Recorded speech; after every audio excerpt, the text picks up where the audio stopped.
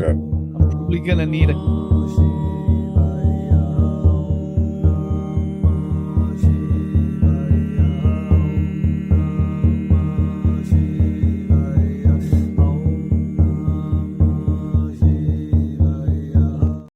Immigration process here in the country. They scan your bags again, and they Hello and welcome everybody. I'm here with beloved TallTree. You all know him. He's cool. He's funky. I've got to go and check in the delivery. They're at my gate. Everything that can happen is happening this morning. I shall be 1 minute. Welcome, dear brother, and say hello to the world. I'll be literally 30 seconds. Hey guys. Hey, I don't know if anybody's here. I was asking Franklin there what's outside of his window. Appears to be some sort of bush or tree or vines. But obviously I can't tell unless he turns his camera.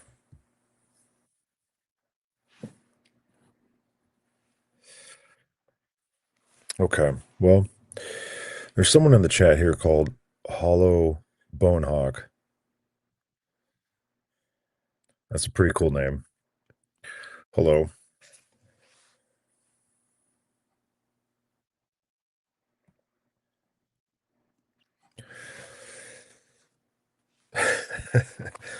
I was looking at my phone before we started recording here. And I was looking at this guy's page. What's he called? The Matt, it's on Instagram here. It's called the Matt Shoe, MATTSHOE.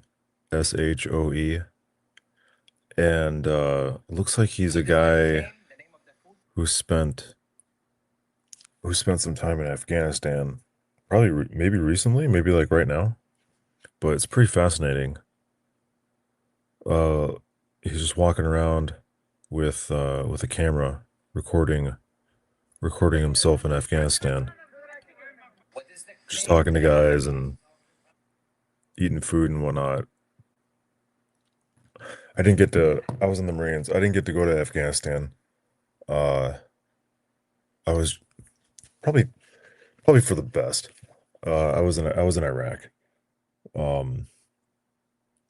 But I've always been fascinated with Afghanistan, and the people there. Definitely a lot different than they're definitely a lot different than the people in Iraq.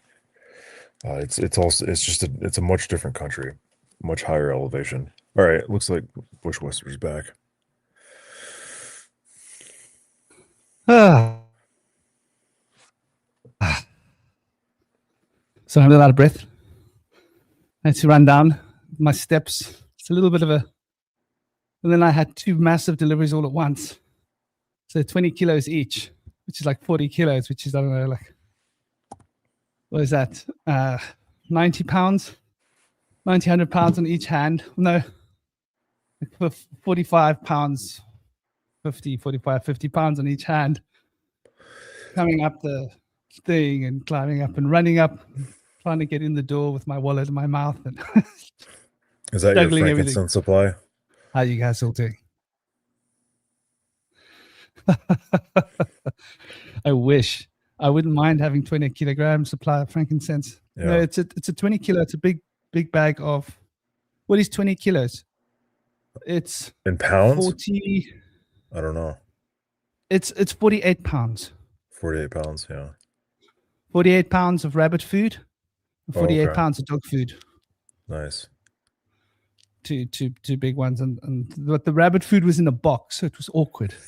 You carry that up the mountain, you'll be strong. Dude, I wish I could up the mountain. I could probably carry it on my back. I know I could carry it on my back. Yeah. But in each hand, like especially a box is an awkward thing to carry. Yeah. Because like you got to sort of balance it. Yeah. And the bag of dog food, like you can't really get a good grab on it because it's just a bag. Yeah. Right. Hey, I'm curious. Yeah. I don't know, talking about frankincense for a second there. I was thinking about uh what is it called? Like fumigation. Like so all right, I was here I was I heard a little bit about the ancient Scythians, and they would love to sit in these big tents, and they would pile on uh cannabis onto the central fire, and they would just you know, hotbox these tents, Yeah. and they'd have a great time. And I was curious, what if you hotboxed frankincense and cannabis? Would that be like a really good combination? Would you get It sent to it it, space? it is a good combination. Hmm. I used to hotbox frankincense. I mean, I at the moment I hotbox frankincense and myrrh. Yeah. But you add I cannabis in there, and does that bring it to a different level? it does, Yeah. because it's. I mean, I used to have a really good one, and because I was growing it. Yeah. So when you're growing it, you've got so much of it. You're like, yeah, Right, there's right. some coals. Stuff's like water, man. Yeah. I got another pound in the room coming out next week. Yeah. Like you think of it by the pound. Right. You don't think by an ounce. You think by the pound. Like, oh, it's gonna be Yeah. another like you've just harvested a pound and you're thinking, oh, it's probably gonna be a good like 6 weeks till my next pound is ready. You Right, know? right. And I don't sell the stuff, so you know. Yeah. Um yeah, it definitely amps everything up, I would Hmm. say. I mean, it does what cannabis does. If you're on cannabis, you should be on frankincense and myrrh. Hmm. It's just a no-brainer because the way it aligns your breath and your lungs, the Yeah. frankincense is potent. I think Speaking of this conversation, yeah, I think that talking about potency, so there's there's a you know, the modern um cannabis uh is that you can find now. You can find extremely, you can find like 100% THC, almost 100% THC, like wax and sugar and that kind of, you know, that kind of stuff. And and I hear about people are like, wow, it was never, it never used to be like this back in like the 70s. You know, the THC content was so minimal, you know, no, they're not. and it, It's not true. well, that's what I get. That's the point I'm getting to. I'm like, and I'm like, listen, I'm like, well, I mean, maybe the shit you had, but like, I was just watching these videos from Afghanistan, and what is Afghanistan known for Exactly. except for its fucking, you know, its hash. You look at Yeah. these, I find these videos of these Afghanis like unwrapping this plastic, you know, absolute cinder block of hash, you know, that's like this by this. And I'm like, no, no, this cannabis has been distilled to its highest potency for thousands of years, right? And people have been imbibing it that way. But I was thinking about how in the West, it seems like a lot of our drugs are, it's highly secular. So the reason I was like bringing up frankincense and cannabis at the same time is that, you know, from my talks with you about frankincense, it has, you know, like a cleansing, like a cleansing and balancing and clearing essence to it. You know, that's why you like it. That's why you use it. And if, you know, if the material and the spiritual are one and the same, uh then, you know, combining frankincense and cannabis with, you know, maybe a positive intention could bring a whole different level to uh you know, to getting high. And I think that the problem in the West with just sucking on a, you know, a vape pen, and chasing some sort of, I don't know, you know, I don't know what people get out of that, because I've actually, you know, uh I've never really done that. Just suck on a pen all day. I think the stupor. You probably get into some sort of stupor, right? You're just kind of out of it, right? And that's almost I feel like that's almost like it's almost like the spirit of the cannabis itself just punishing you for being retarded. and not using her in a good way.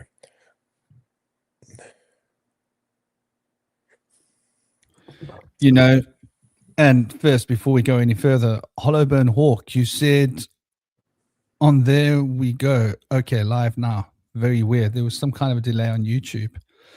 But welcome, dear Hollowburn Hawk. Welcome, Darlene.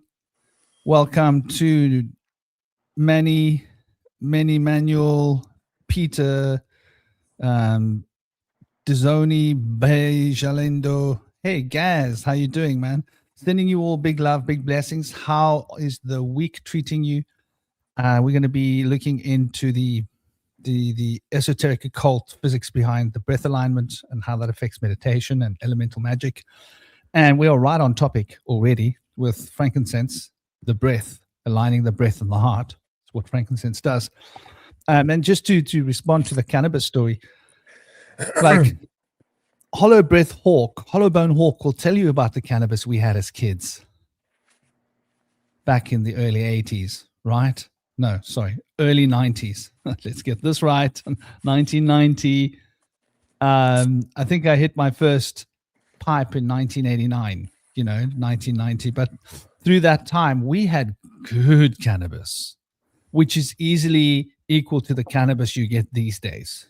It's just a fallacy and a lie. I think it depends on where you were location-wise.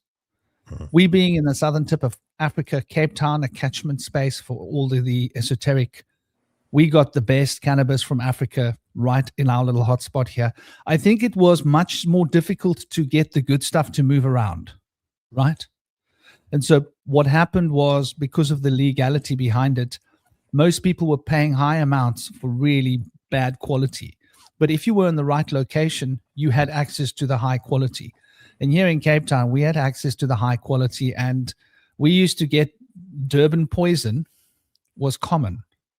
Now, Durban poison today, if you go into let's say you go to California and you go to the best dispensary in California, and you walk in there and you say, what's your top shelf strain? They're going to say one of them's Durban poison. Well, hello. I had Durban poison as a kid, mate. That stuff was potent then, and it's potent now, right? We called it Durban poison because it was almost like taking psychedelics, right? But we didn't just have Durban poison. We had some really high quality strains of Robart. We had some really good Swazi as well. There were different grades of Swazi. We used to have some of the Swazi that was put into brick and buried, and with a slow cure under the ground, where sometimes they would cure it for a year in the cool, deep underground, and it would mellow the flavor, but it was such a beautiful high. I'm sorry to say, all the kids these days are just jumping on the hype because there's so much money behind it. Yeah. There's so much money in the cannabis industry. And so now what they do is they test the THC and they go, well, that's the highest level of THC. Well, I'm sorry. The highest level of THC is not what the buzz is about. The buzz is about everything else in it with the THC.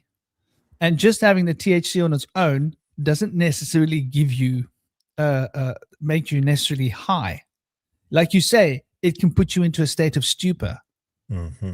But the high is where you're seeing fairies, right?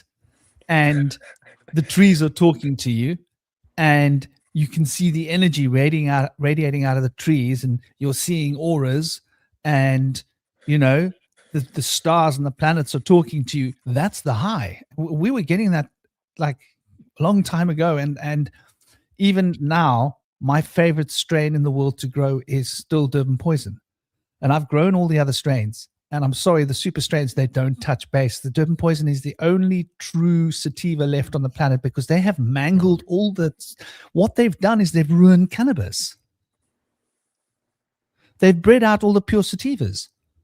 They've bred them out of existence. Now, the difference between a sativa and a indica, the indica is going to make you like relaxed and get like lock you to the couch, and the sativa is like you want to get out, you want to dance, you want to go and meet people, you want to mow the lawn, you want to do things. You're in such a good euphoric mood that like, you know, your phone could ring and you could be told like it's nuclear war, there's like 10 minutes to live, and you'd be like, oh well, 10 minutes to live, wow, what should I do, you know?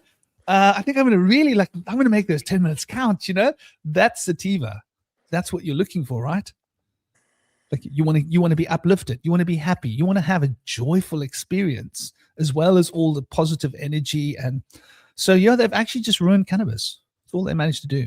Sorry to say it, but somebody with like more than 3.5 decades of experience with cannabis, cooking with it, making all sorts of stuff with it, and living in the Himalayas. You know, we were getting charas that was 45% THC anyway. Right? The highest strain of cannabis that you can get is supposedly 30%. But when you get that 30% strain of cannabis, it doesn't make you as high as some of the 24% strains of cannabis, right? So this is the thing. Yeah. To mention Afghanistan again, I was watching this video.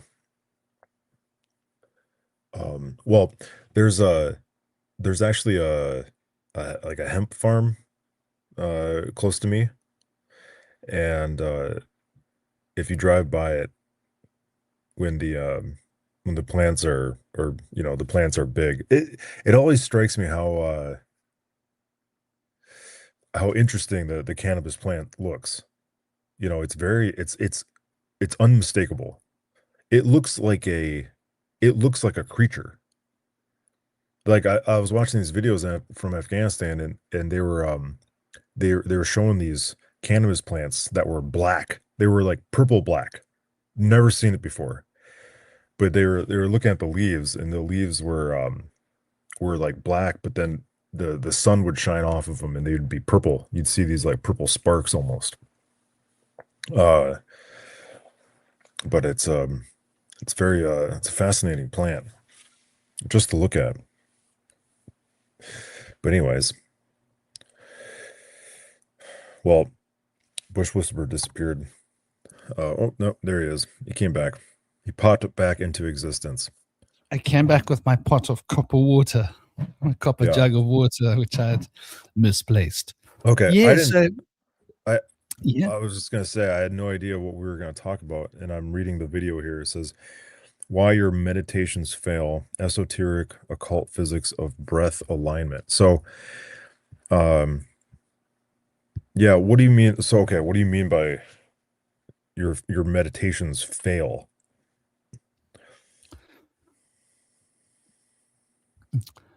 It's a little bit of clickbait. Okay. To be honest, it's to get people to click on it. No, it's to make the algorithms show it to people, because the algorithms go, oh, this is something people don't like. You should have put something, well, you should say how meditation can kill. They were like, oh wow, what? No. Yeah, actually, but that's true.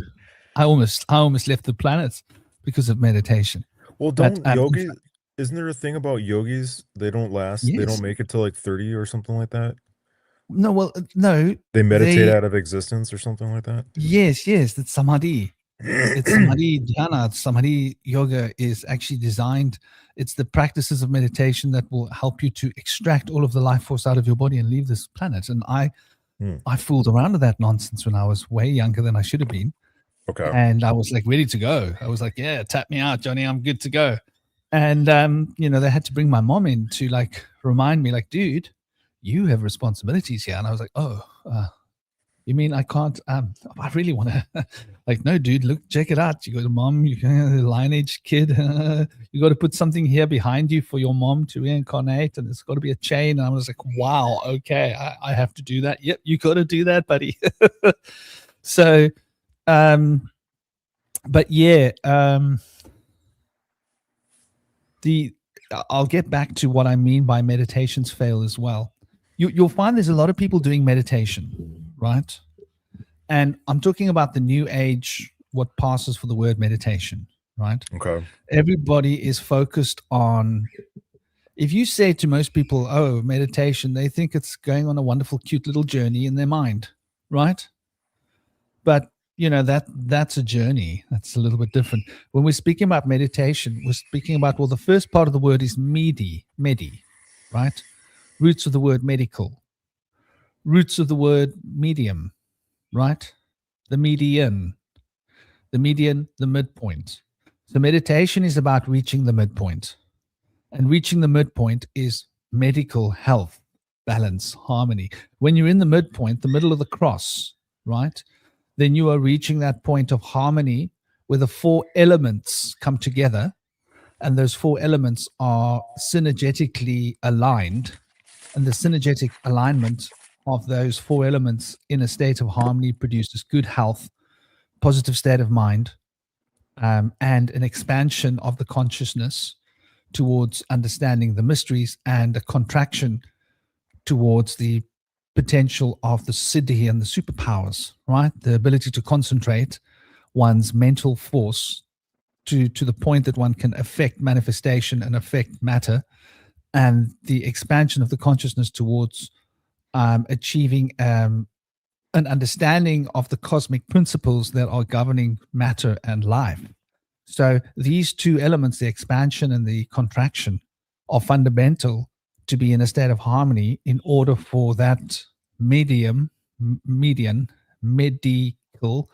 potential to be embraced and released simultaneously. So the breath is really the key to true meditation, right?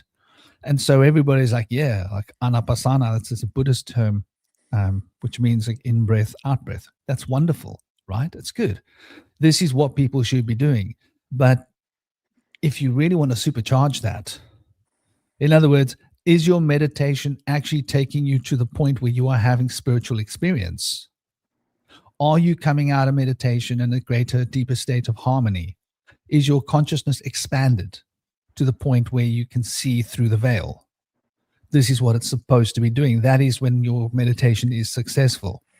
If the meditation is not producing that level of success, technically speaking, it failed, right? Sort of like if you pack wood together in a fireplace and you light the fire and the fire collapses after 5 minutes, was that a successful fire? No, right? You got the fire started, but is it successful? For that fire to be successful, it needs to have an element of sustainability. Yo, Systematic, how you doing, brother? Are you at work? Are you busy? Much love and welcome. I know you normally work on a Friday, don't you? Let me know when you're going to be free. So when it comes to this meditation realization, right? To recognize exactly what it is that we're talking about. And big love. Namaste, everybody that's coming in. I'm sending you all big love. We got Audiloon, that's a cool name. And Mark Vincent's. Yo, man, yeah, the good stuff in the 60s. Hey, this is what I'm saying, man. Cheech and Chong, man. Those guys were not writing 10%, 12% THC. I'm sorry. That's just not how this works. So yeah, when it comes to meditation, appreciating the process of what the breath is and how the breath works, and gaining an insight to the mechanics of breathing will give you an insight to the different aspects of consciousness and the different tools within the field or sphere of consciousness. And one then has access to being able to manipulate the mechanics and to being able to drive the process. So, for example, anapanasana means in breath, out breath, right? So what are we talking about, Joe, when we talk about in breath and out breath? What is the fundamental process? Sorry, I've got to drink this cocoa while it's warm. Oh, gosh. Mm-hmm. Now, this cocoa is the field of sensation, right? Oh, It's bitter. There's no sugar. A little bit of cashew nuts. I just take raw cashew nuts, blend them up, and make with filtered water, make a raw cashew nut milk. And then I put that with just cocoa and hot water, and that's how I drink it. So the flavor is a strong, intense, very strong, bitter flavor. And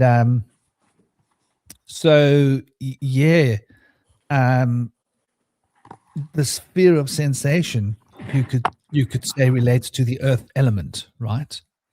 And the earth element has got a purpose for grounding us and keeping us rooted to the earth.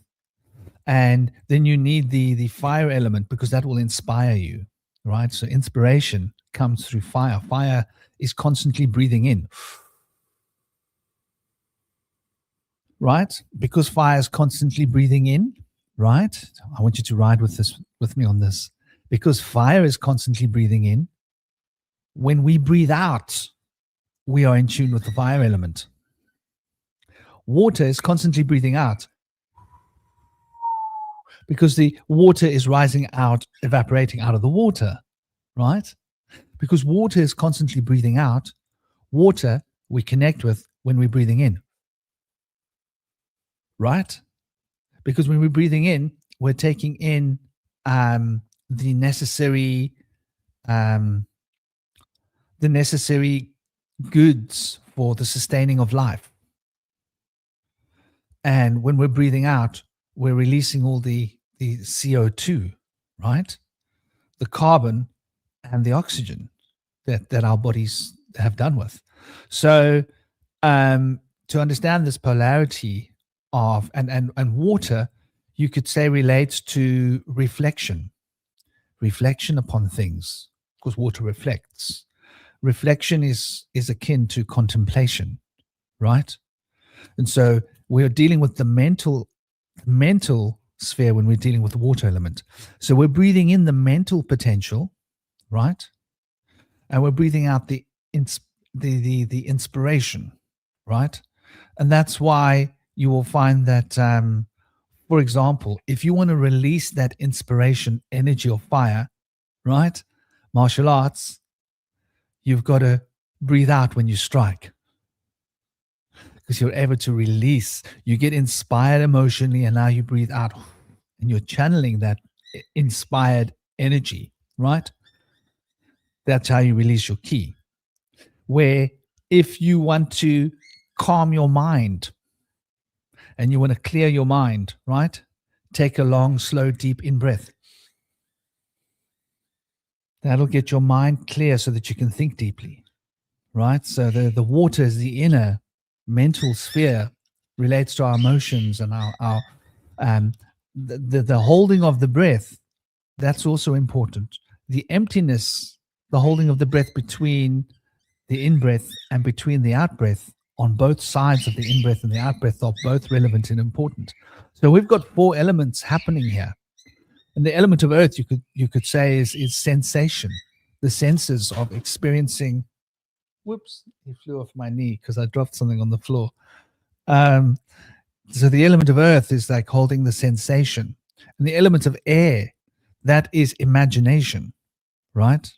So holding the breath in, penting up your breath,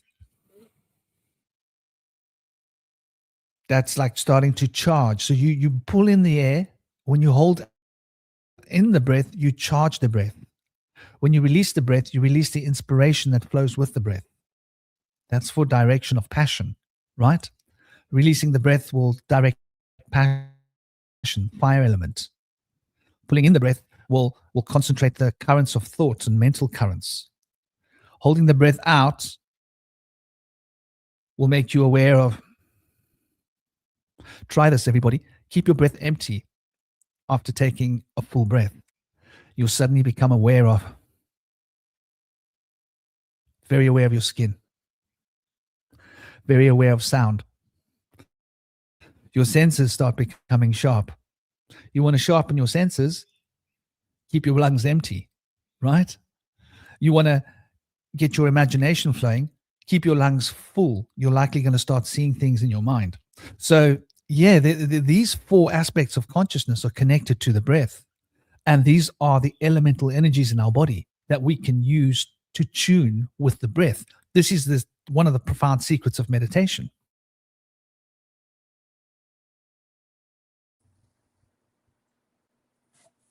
Are you familiar with transcendental meditation?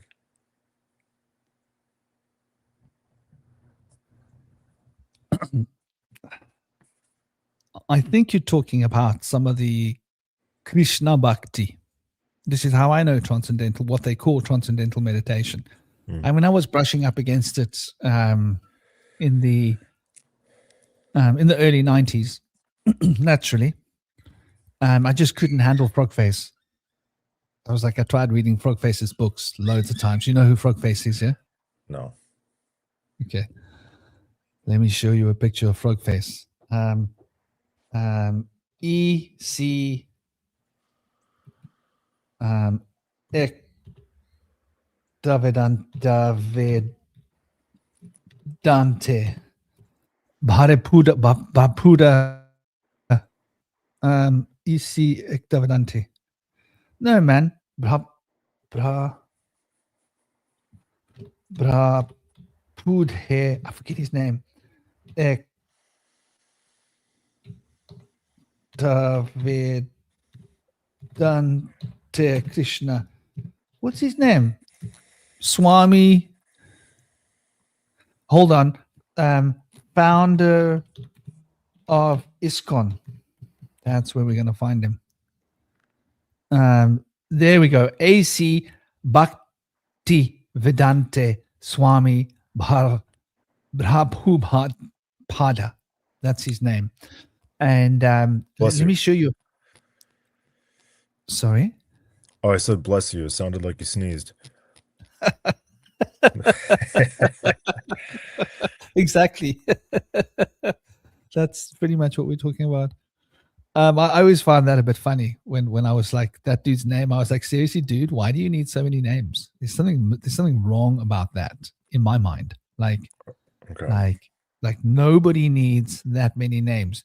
Now, as to why I call him Frogface, is it just me, or does this dude look frog-like?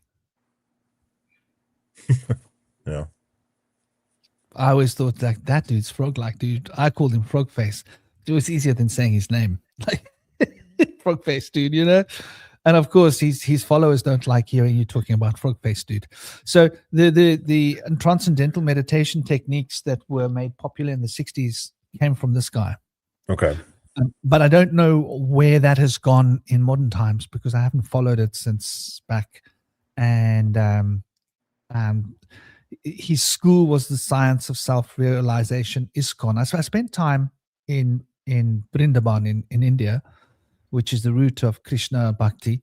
And I went to his ISKCON center and I was just shocked. I was like, my gosh, this is a whole new version of Catholicism. Cool, but it's still a whole new version of Catholicism in terms of how it's actualized.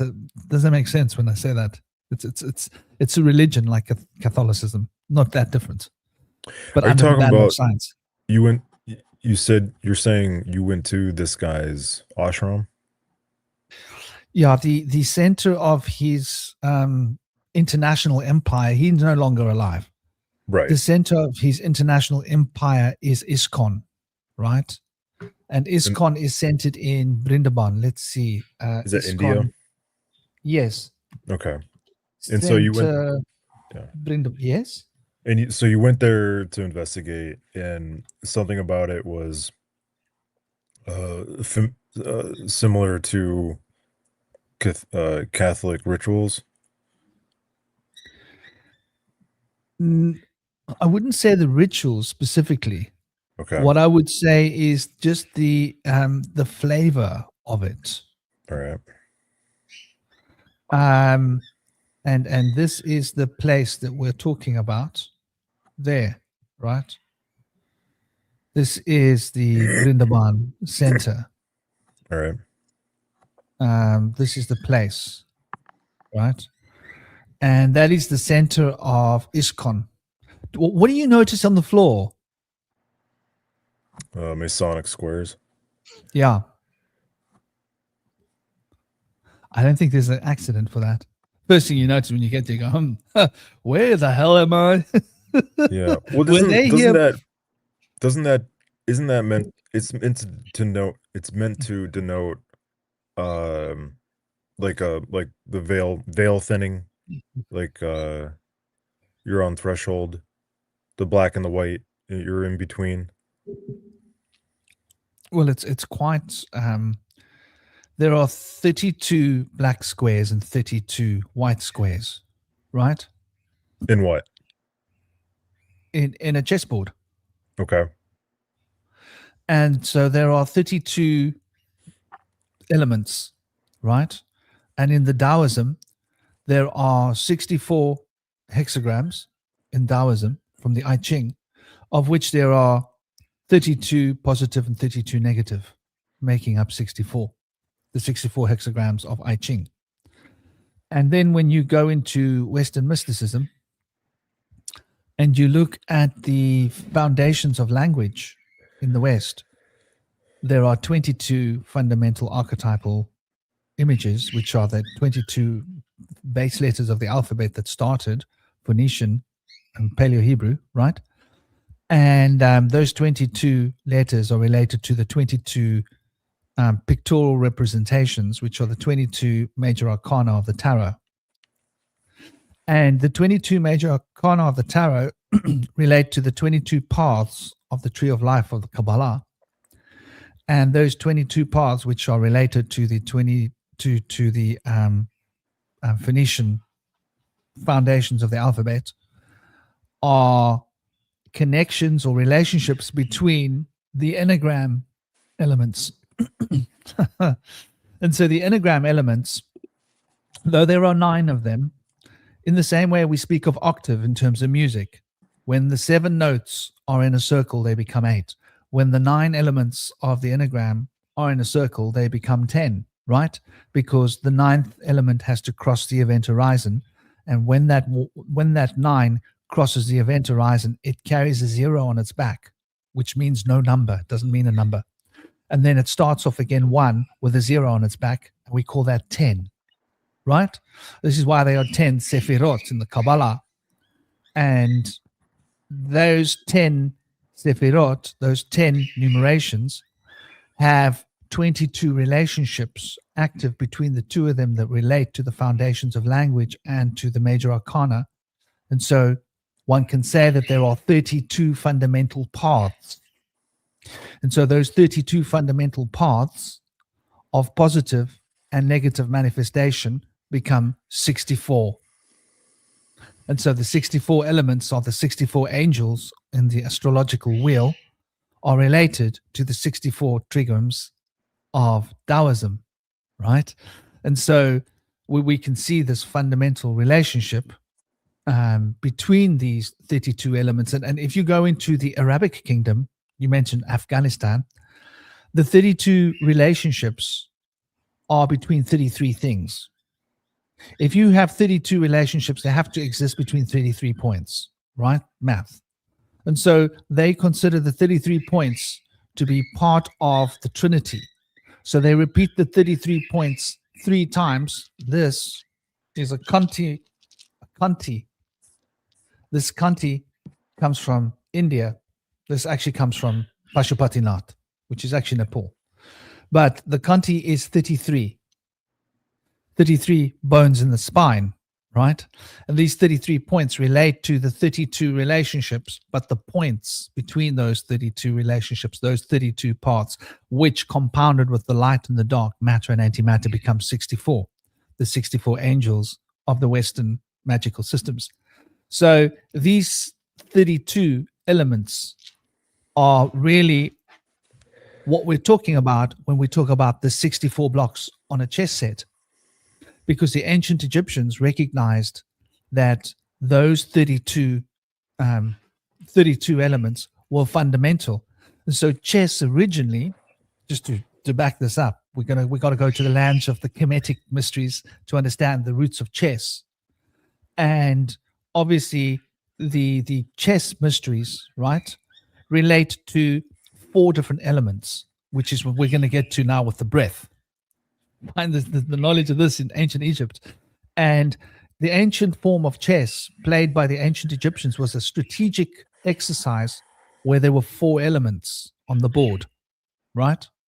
And the 4 elements were moving in 4 different directions. Now we're going to think about the swastika. It's going to make a lot of sense, right?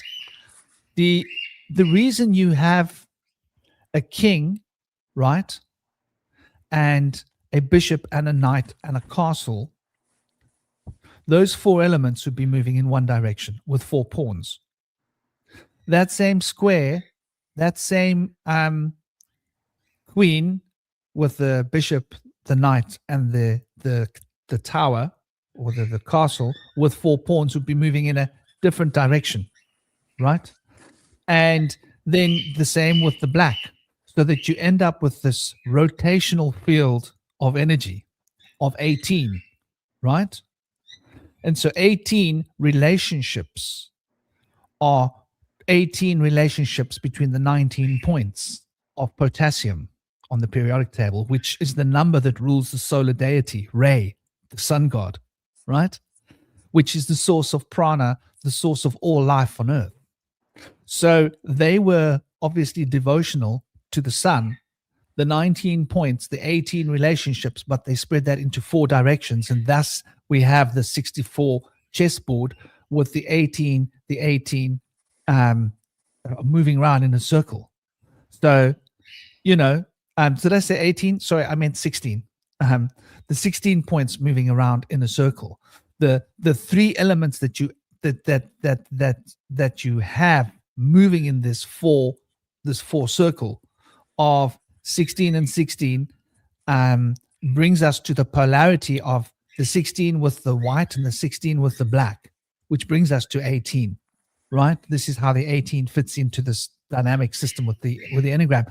So when we start to consider how the 32 comes from the chess set had the 4 elements, which is related to Saturn, and Saturn had the 16 points. Let me bring up a Saturn square. It will make a lot more sense if I do, because you'll be able to see specifically what I'm talking about here in relation to the Saturn square. And then you'll be able to see why the 16 becomes 18 as well. I jumped ahead of myself when I was explaining it a moment ago. Sorry about that. Never jumped the gun. So let me pull up Saturn square. I never know where these conversations are going to go, to be honest. Is that the right one?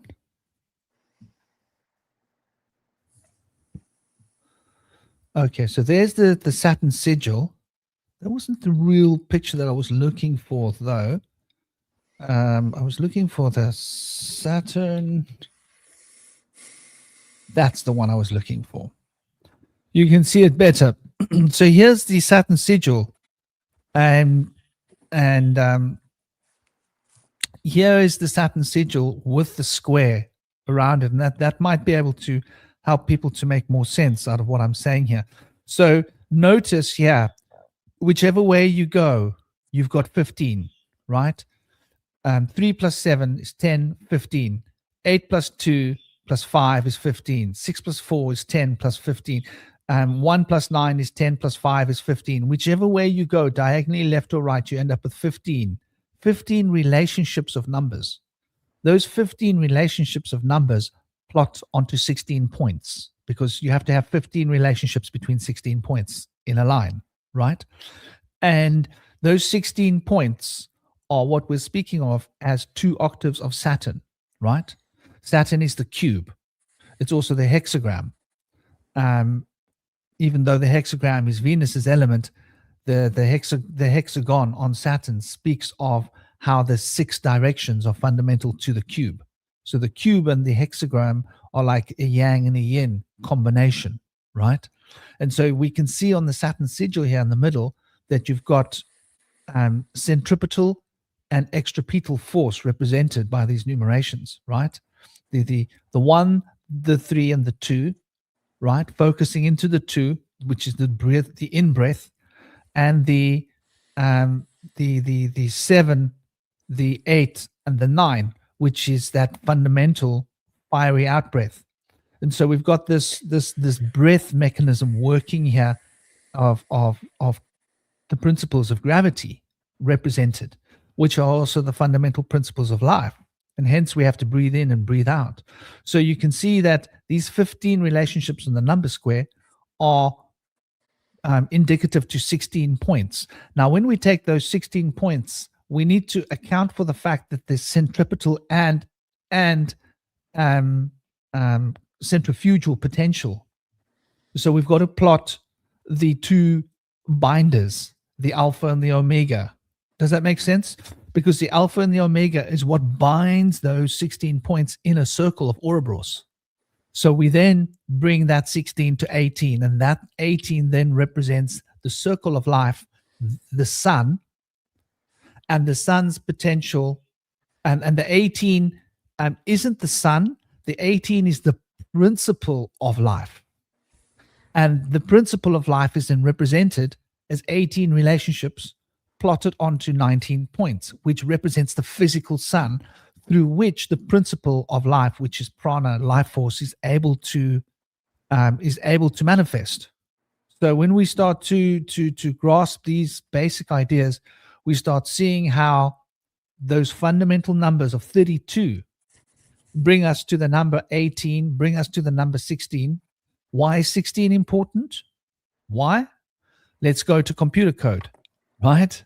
16, 32, 64, 128, 256, 512, 1024. These are the binary code systems that we are using for our hardware, for our computers, and for coding information.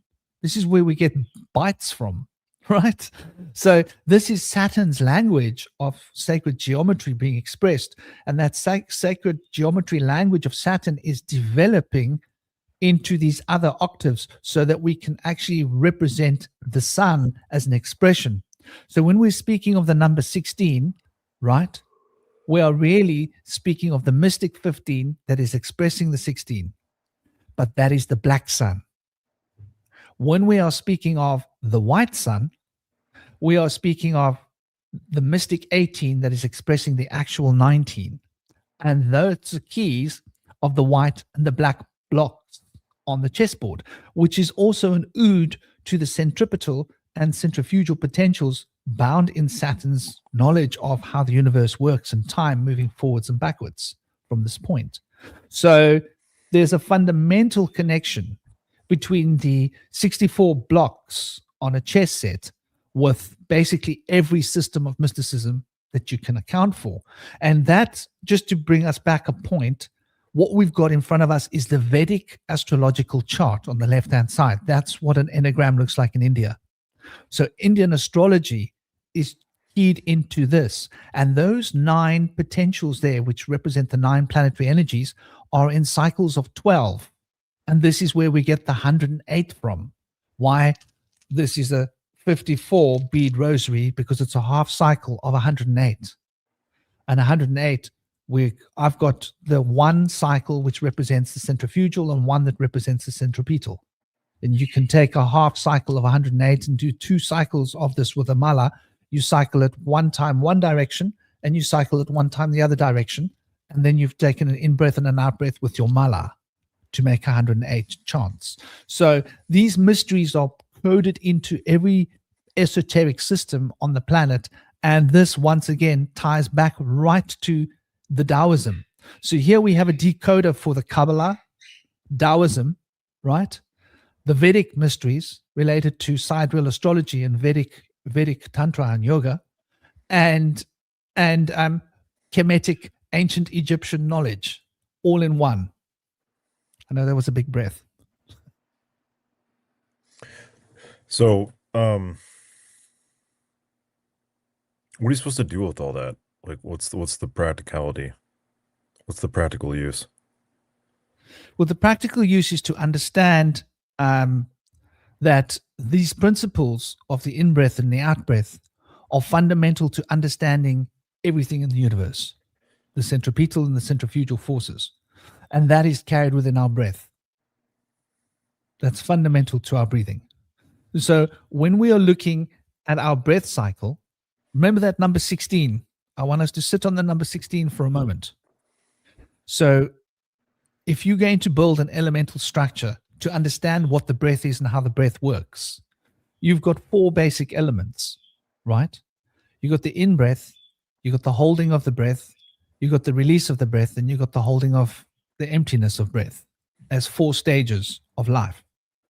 But notice that within each of those, you carry a shadow element of the other 4. Does that make sense? Okay. So within each of those elements, there is the seed and potential of the other 3, right? So each element contains within it 4 potentials, 1 actively expressed potential and 3 hidden potentials that aren't expressed, right? And so that means the cycle of 4, 4, 4, and 4 is the cycle of 16, right? And when we look at that cycle of 16, here we go. The Saturn square is showing us that the 15 mystic element is representing that actualization in terms of 16. So if we want to understand the breath, here's a great place to start. If one is delving to understand the biochemistry, right? Like the physical biochemistry of how this physical system works, and gain insight into how to actually manipulate all the infrastructure within the physical body through consciousness, which is high magic, which is yoga, which is alchemy, then these elements of knowledge are riding within this structure, and this structure is carried by our breath. So when we are breathing consciously and mindfully aware that each breath carries 4 things and that there are 4 stages of that breath, then we're able to align our breath with Saturn, able to align our breath with time, able to align through our breath with time and Saturn all of the myriad structures of manifestation, which means that our breath then connects us to every other being on the planet and every other atom. And through the knowledge and understanding of how this works, one is able to manipulate the physical world through one's breath or manipulate one's consciousness. And this means the ability to alter consciousness at will, because we're living in a field of consciousness, and what we call matter is just a different frequency of consciousness.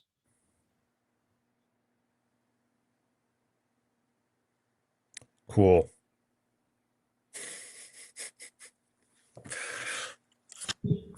So getting like to break that down into a more simple, digestible idea, these 4 aspects can then be taken to understand, to develop inspiration, right? But to develop inspiration, you need to understand that inspiration has 3 hidden components. You see, now we're applying that to what we're talking about. The background of that knowledge, we can now apply this. So the inspiration has within it 3 hidden components. 1 is sensation, right? 1 is imagination, and 1 is contemplation. So inspiration will drive contemplation and will be a product of imagination, right? And will reshape sensation. And so when we start to understand that inspiration has these 3 hidden components, when we're working with our breathing and the out breath, we can recognize that breathing out is fundamental to driving the passion, which is the wowzer. That's some serious dog farts, man. Woo! Whoa! Go, baby, go. Like, if I fall off my chair, you'll know what it is. Is that damn Malamute? He got me off guard there, man. Speaking of sensation, my nose is just bunged up from that smell. It said like, no more. This shall not pass. You know, like the nose just bungs up. Suddenly I've got like hay fever and I'm like dizzy. But yeah, so understanding how these 4 elements work in our breath means that we can find a balance within, between inspiration, imagination. What happens when you got too much imagination? Schizophrenia, right? What happens when you got too much inspiration? Manic depression, right? What happens when you've got too much contemplation and reflection, right? You become disassociated from your feelings. You lose a loss of empathy. You become like the Catholic priests, right? Obsessed with knowledge and righteousness, but lacking in the basic human emotional context. What happens when you become obsessed with sensation? You become materialistic, right? Materialism, you start developing a materialism attitude and perspective on life, and you lose touch with spirit. So each of those four elements are really fundamental to producing harmony. You need each of the four together in a state of harmony, and this is why there are the three seeds hidden within each of the four elements. Because when we compound those four elements through their three seeds, what happens? The three seeds of the four elements compounded through the four elements makes a circle of 12. Now we got the zodiac, right? And so that zodiac then becomes the fundamental understanding of our psychology. So the very idea of the zodiac is born from these principles of breath. Okay, come up. There we go. Gosh, this little guy. Are you carrying Malamute fluff? You really are carrying a piece of Malamute fluff on your... Let me take it off. It's a massive chunk of Malamute fluff on his paw. He was ringing the bell on my toenail with his beak, you know, like harrow, ring the bell. Gets quite painful when you don't answer that bell. So yeah, understanding that those three hidden elements within each of the four elements, when compounded throughout the four elements, become the 12 elements of the inner planes, which is the macrocosm. So you can see how all of these mystical traditions all bring us back to the breath, and how the breath is an expansion of time and space. And so understanding these elements of the psyche means that we can use our breath to bring about a state of harmony. Remember, like I said, if someone is manic depressive, they will probably be too much focused on the out breath, right? If someone is too much imagination, mentally, like fantasizing, getting delusional, right? They will be penting up their breath too much. If someone is stuck in the sensational sphere, they'll be leaving their breath empty for a long time.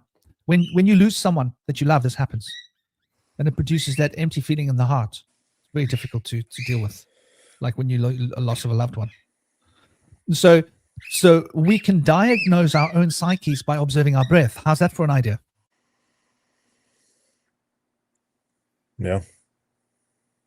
And by understanding all of this infrastructure that I've explained here, can become a self-diagnostic tool. What is wrong with me at the moment? What is right with me at the moment? Oh, I'm too much of my energies focused on this element. I got to bring it back to harmony, bring the elements back into harmony. And when I'm in a state of harmony, then I won't be too much one thing or another. I'll be a balanced, harmonic being.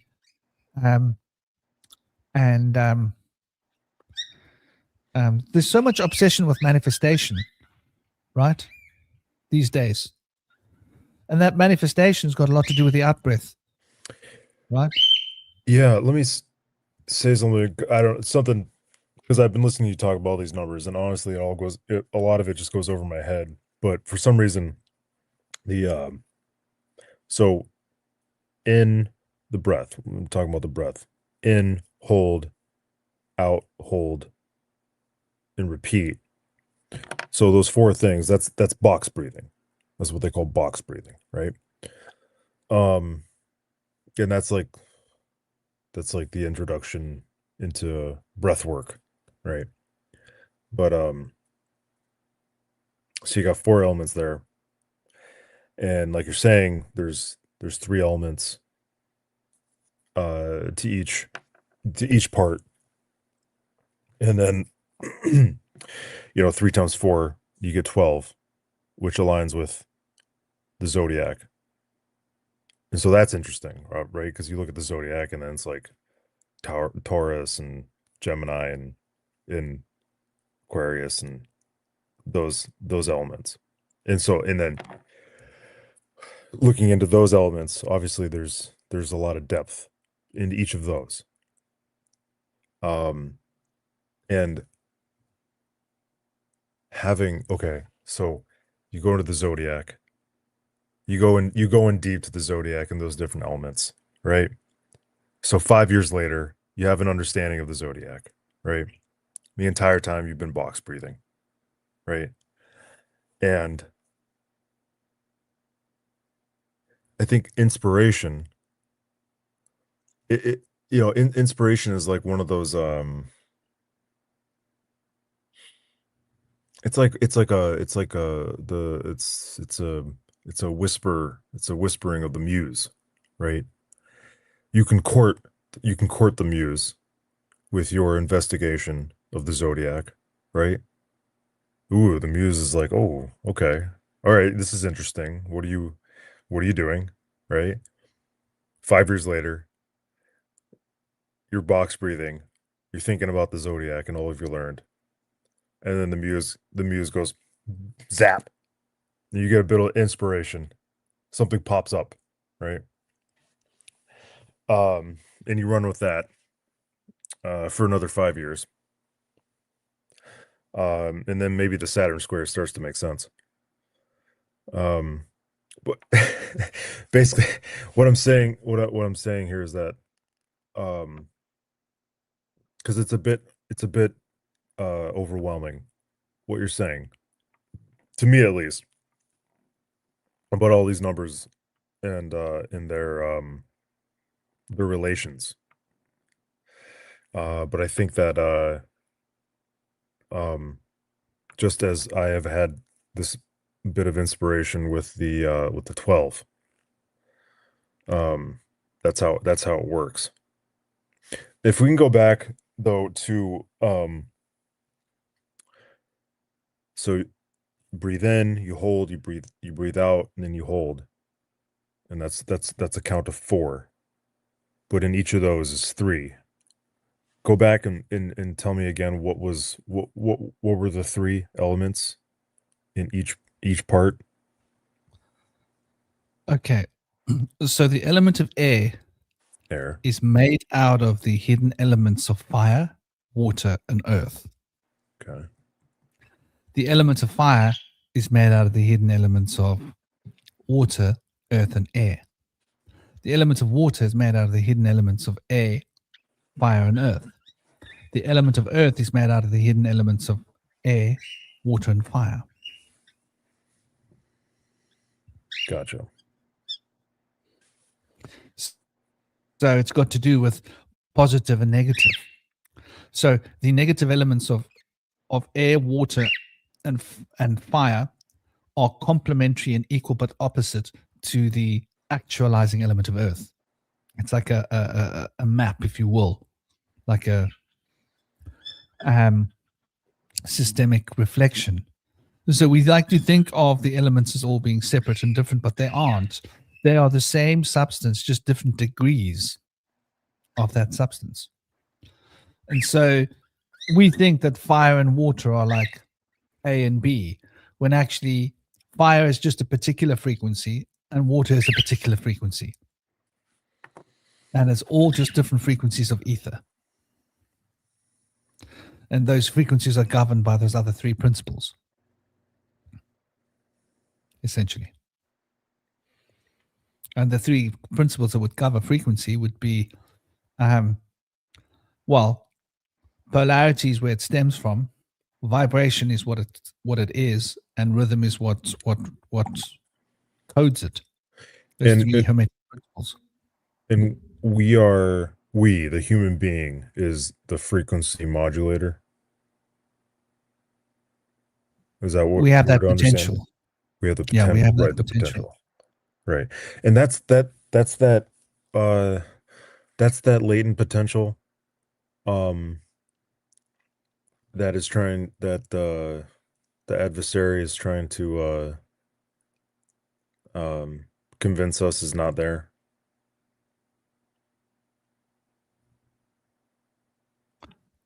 I think the adversary, the adversary is just trying to disturb our balance and harmony so that we become disconnected and disassociated. Sort of the same way that a lion wants to separate one old cow from the herd, disassociated from the herd. And when the human being becomes unbalanced, then the mental forces can be manipulated by external beings, right? Mm. But when a human is fully equilibrated and in a state of harmony, there ain't nothing gonna touch that human being, Yeah, right? I think there's okay. So the so you got your Saturn square, you got all these numbers, and then you listen to Bush Whisperer, and he talks about how they're all related. And you chip away, chipping away at this knowledge chips away at the uncertainty of life, and machinations of life begin to reveal themselves to you through inspiration. And that's an expansion of it's an expansion of yourself. It's knowledge, but it's more than that. And you these things, they they're a part of you, but they become more so a part of you because now you're aware of them, and you meditate and you breathe, and your meditation becomes more enriched because you can go deeper now. And you're not failing. Well, you're failing forward.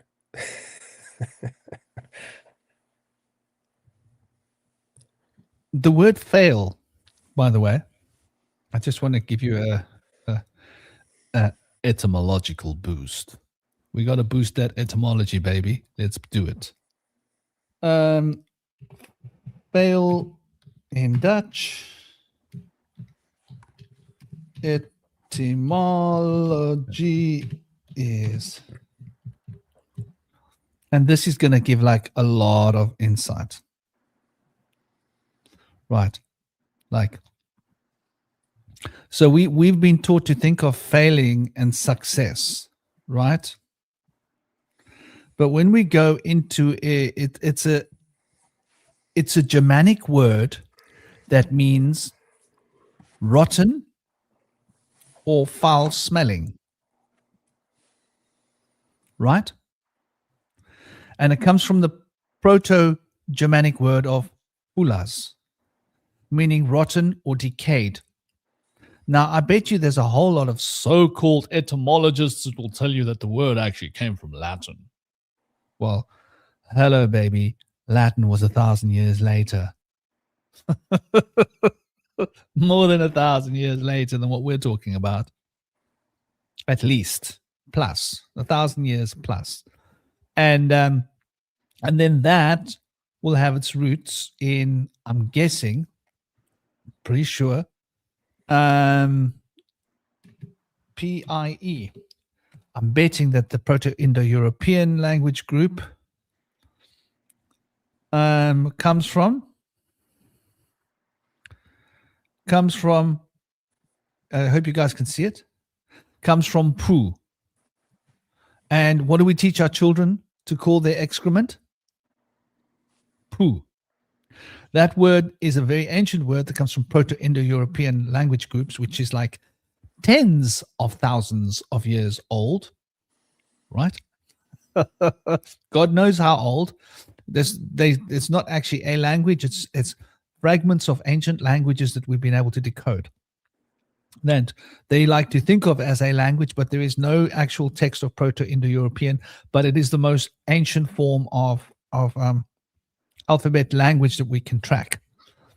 So you can see here how the Proto-Indo-European, which is tens of thousands of years old, became Ulas, because in the ancient language systems, the P and the F were interchangeable, one being masculine, one being feminine. We even see this in our Phoenician writing from like 4,000 years ago, right?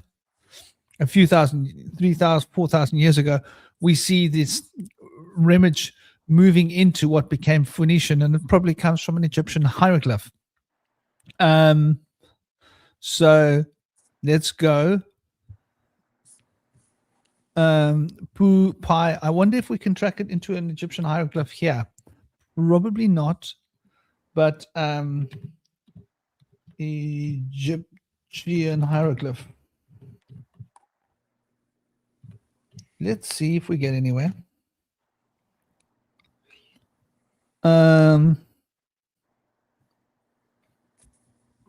Okay, so what do we got here? Egyptian hieroglyph represents a concept. However, the query might be exploring alphabet of the dead. The Pi root. Linguistics reconstructed the root pu or pu, stink rot, as original words dealing with the Latin, Greek, English, Egyptian P hieroglyph, right?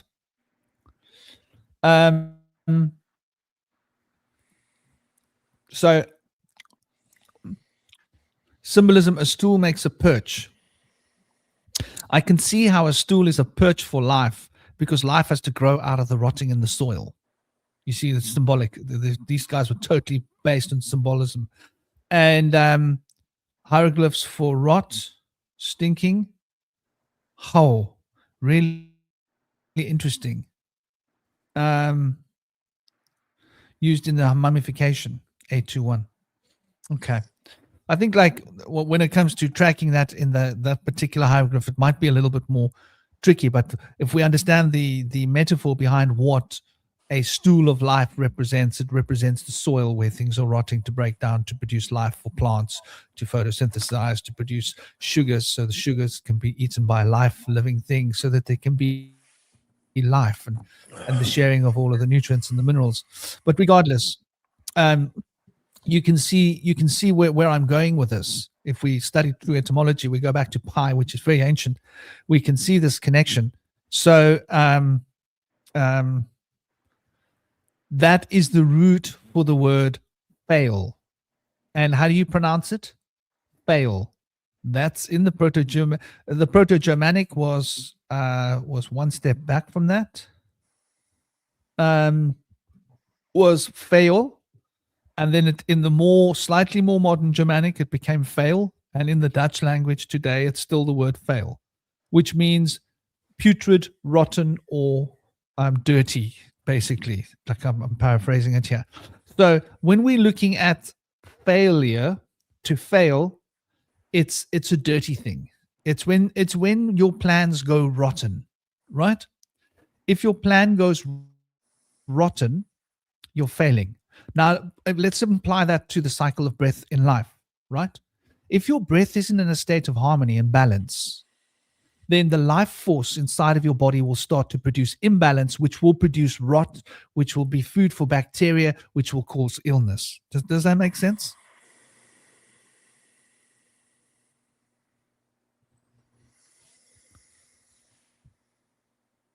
So we can see the word fail related to cleanliness and dirtiness, which is a very interesting concept, and it will change the way we understand what failure represents.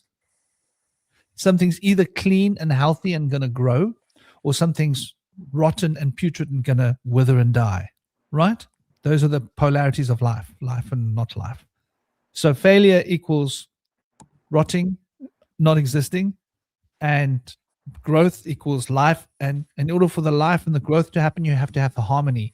And the harmony represents the cycle of the four elements being kept in check by each other so that there's a consistency of flow. And that consistency of flow produces the potential for new things to grow. So, yeah. So when we speak about failing with the breath, we're talking about breathing in such a way that you are not producing health in your body. And the lack of health will result in your body rotting when you're no longer able to exist in your body. But in order to prevent that rotting and bad smell of the body going putrid, one has to maintain the four doshas, right? If we speak about the doshas in Ayurveda, we have to maintain the doshas or the four humours. If we speak in terms of Western antiquities of medicine, we speak of the four, you know, the four elements as the four humours in the ancient Greeks, and the four Right. humours in the body are the four doshas in. So you see how these things are all related to maintaining the balance between the humours in order to keep the health. And when the body is healthy, it's clean. Yeah. Breath, the breath, the breath is directly related to the movement of the body. Terrible breath is usually directly related to the to your body being immobile. So you start to study the breath, proper breathing, and how the diaphragm works, and how the rib cage is supposed to expand. If you're sedentary, right? If you don't move around a lot or you do a lot of sitting, there's a tendency to breathe here and to breathe like this, right?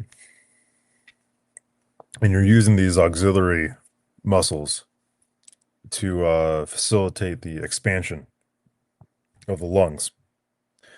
And over a long enough period of time, actually not that long, you'll start to become very tense in these muscles and in the back of the neck, in the back of the head. And when all that is tense, the head muscles, all becomes tense, and you'll have headaches, and you'll have brain fog. If this is not relaxed, it's hard for your focus to come from the brain, from within, because you're just focused on all this tension, right? This tension is just sucking you in. And these muscles right here just become very locked up, right? And so that's and when something, okay, think about stagnant water, right? Stagnant water, it's filled with algae and mosquitoes, and it holds on to, putrefaction. It's not nice, it's not great. And then you go to a The water cool, has failed. it's failed, right? You go to you go downstream from a cool mountain spring, and you look into the water, and it's just crystal clear. It's just beautiful. You want to be inside of it. You want to drink it. It's washing you clean. You want to splash around, and you want to start moving. you know, it's the same with your body, right? Just as you were saying, if you're not moving, right? If you're not moving, uh, terrible things are settling into you, and you're not breathing correctly. So you start breathing correctly, right? You take that first breath, You're like, oh fuck, this is stuck. What do you want to do? Stretch, right? You want to start moving. You want to start doing yoga, right? And then you get up and you're like, oh, this is so tight. What do I start doing?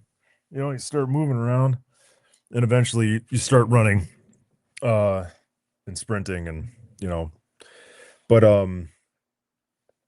but it takes effort, and there's something insidious about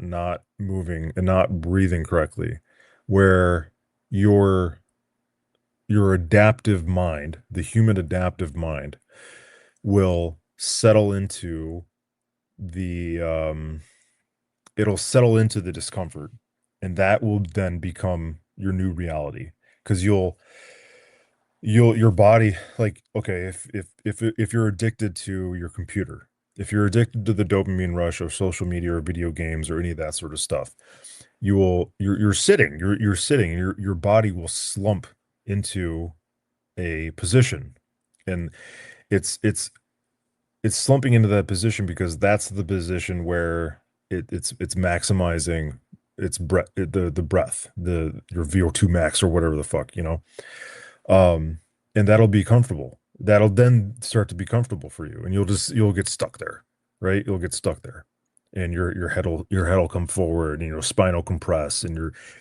all it's this. It's so clear, so good, right? Upright posture, and it'll start to do this. Ugh, right? You look at people, you look at people, um, a lot of, okay, a lot of young women. And I think the reason is because young women in general, right? They tend to show a lot more skin than males, right? Males usually wear button-down shirts, or long sleeve button-down shirts, if you're in a corporate area, or t-shirts. Women tend to wear, they'll wear tank tops or things that show more of the arm and the shoulder, back of the neck, and this chest area. And what I notice is that I can I know when a girl works in an office, because she's like this. Her shoulders are like this, and her neck is like this. Even if they're an attractive person, you'll see them. They'll be like this, because the screen, the computer, is sucking them in, right? The sucking in. It's like the body wants to be in the computer, where then the body can then be released, right? But that's not how it works, right? Uh, but you I start. don't think I've studied the young woman as deeply as you have, Jeremy. It's not a deep thing. I'm just teasing you. But I get what you're saying. And it's connected to aging, isn't it? Typically, Yeah. So if you yeah, aging. What is aging? When people usually say aging, they mean the entropic um disintegration of the Jing, systems in your body. disintegration of Jing. Ching, chi, Yeah. ching, yeah, yeah. So And your A, if you put A in front of a word, it's the opposite of it, right? Symmetrical, asymmetrical, right? yeah, Diabolical, adiabolical, or so Jing, A Jing. yeah, yeah, yeah. There you go. That's what so you'll see the Chinese, movers of chi. They're all, they're doing their stuff, right? They're moving the chi around, right? They're moving it around. They're moving, right? And that's what you have to do. That's what you have, when so there's a lot of emphasis on there's with there's a lot of emphasis on going to the gym and pushing your heavy weight, which is great. If you're a man, you should go to the gym and you should push heavy weight, right? But that's only that's a teeny bit of of the process of keeping your Qing moving around, right? Movement with weight is actually much more important and should be the focus as you gradually get older, right? Aging is just aging shouldn't be the slow decline into immobility, right? You should be sprinting like well into your 80s.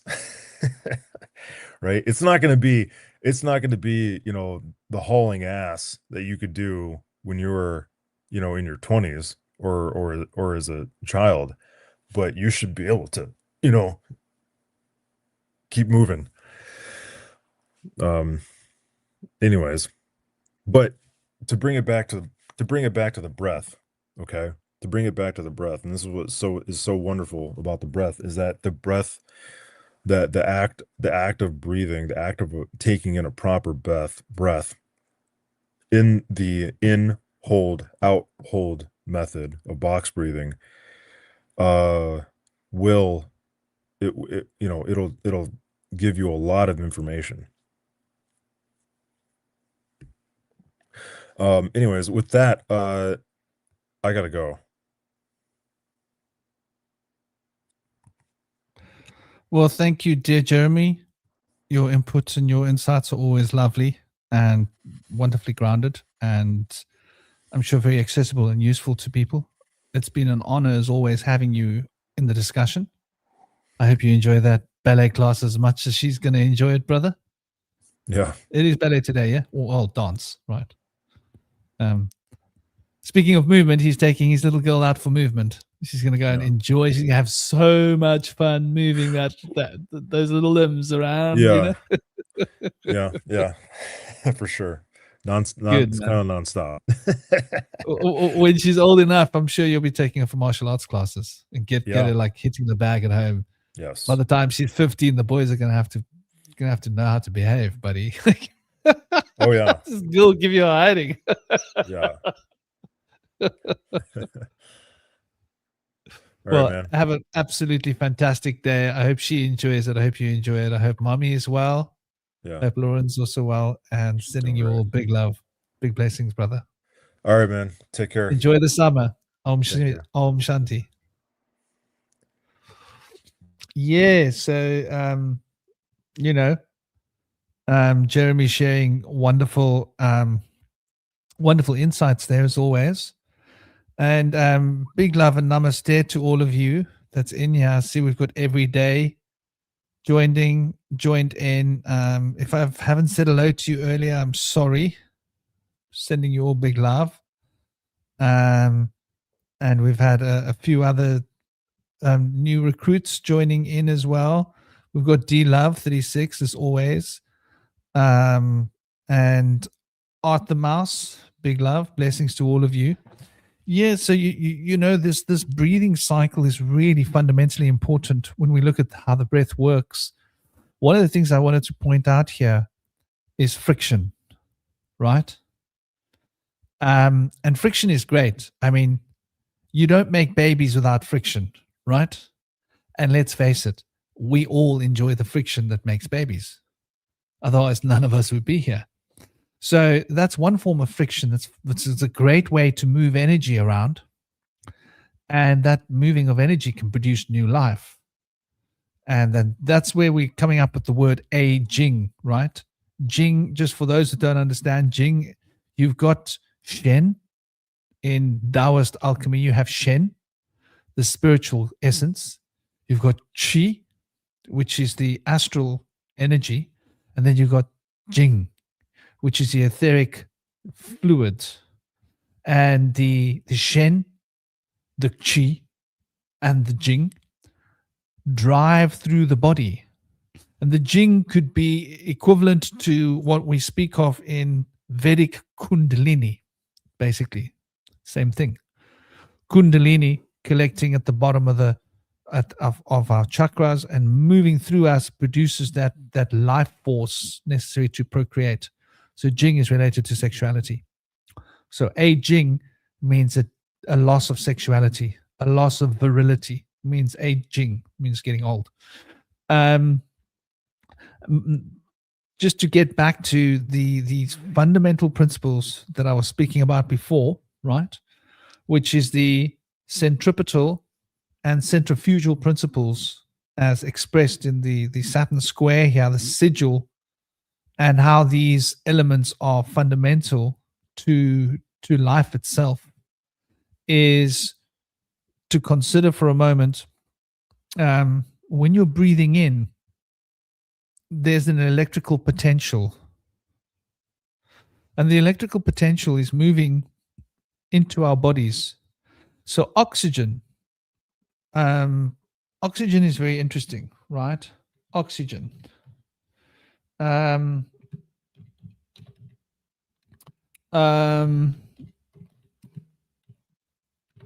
Oxygen is an opportunity for iron to bond with, right? So oxygen and hemoglobin in the blood are like very important for the movement throughout the system.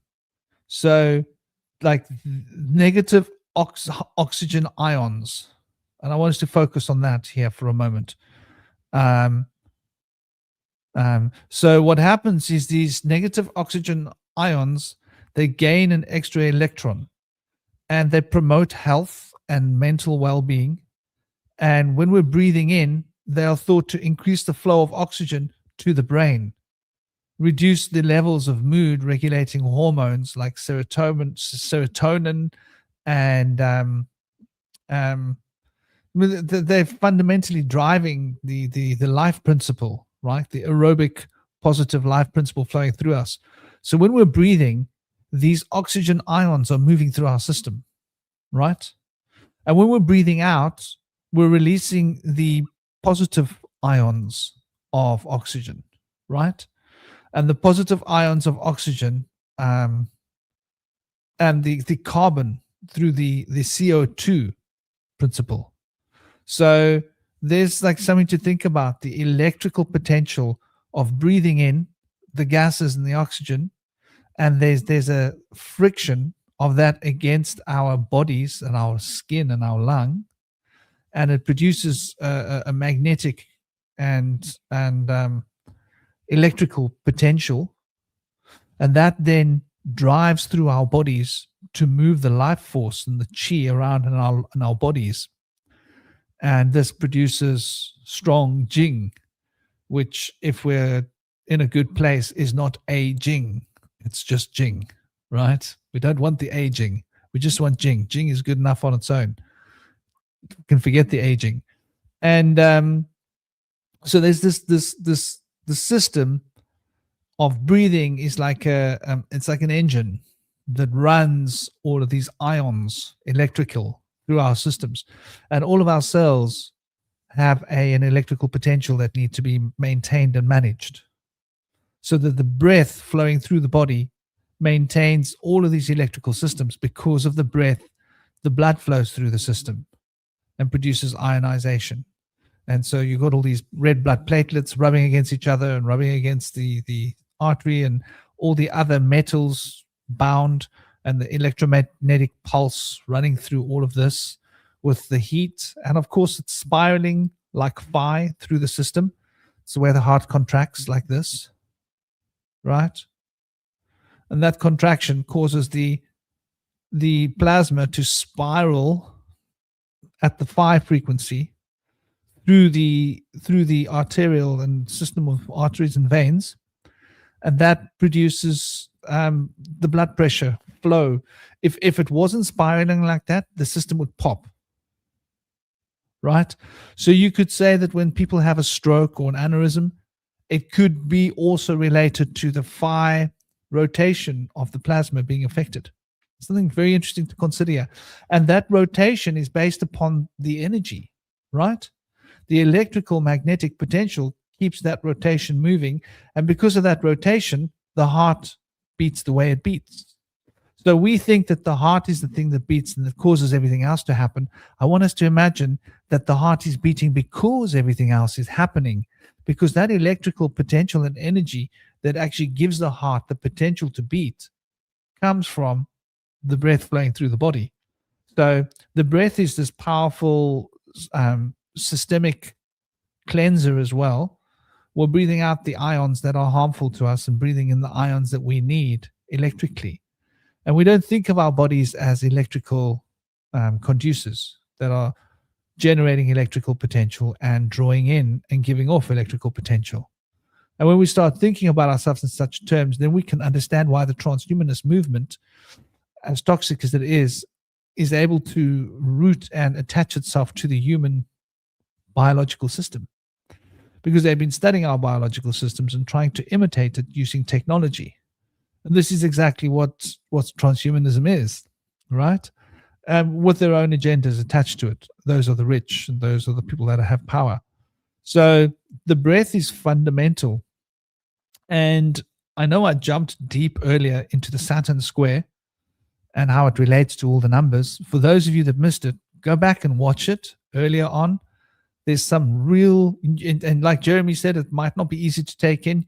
You might want to watch it slowly and sit and contemplate it piece by piece, come back and watch certain things again, and then experiment for yourself and see how you can relate the numerology and the principles of numbers to be able to incorporate every different system of occult physiology and occult metaphysics on the planet, from Taoism to the Kabbalah to Vedic knowledge to Taoist and ancient Kemetic Egyptian law. And here we have dear brother he's come to join us. I like to call him